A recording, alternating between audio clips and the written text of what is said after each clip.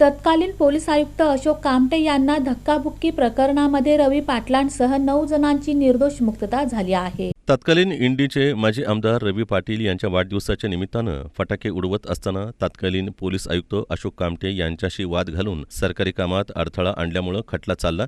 यात माजी आमदार रवी पाटील, उदय पाटील, गणेश कटारे, राम खांडेकर, श्रीशैल खंदारे, मल्लीनाथ निरगुडे, सदाशिव मस्के, कल्लप्पा वाघमरे, जब्बार शेख, बाळासाहेब घोले या 9 जणांना निर्दोष मुक्त करण्यात आला आहे.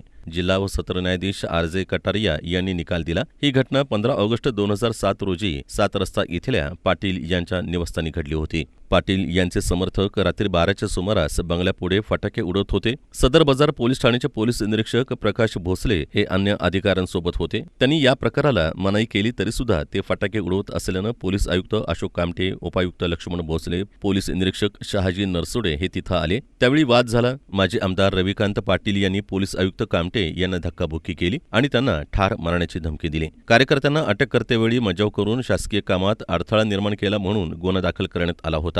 याचं दोषारोप पत्र न्यायालयात दाखल झालं होतं. याची सुनावणी झाली. सरकारकडून 11 साक्षीदार तपासण्यात आले. यात सरकारच्या वतीनं ॲडव्होकेट प्रकाश जनू तर माजी आमदार रवी पाटील यांच्याकडून ॲडव्होकेट मिलिंद थोबडे, ॲडव्होकेट राजकुमार मात्रे, ॲडव्होकेट विक्रांत फताटे यांनी काम पाहिलं.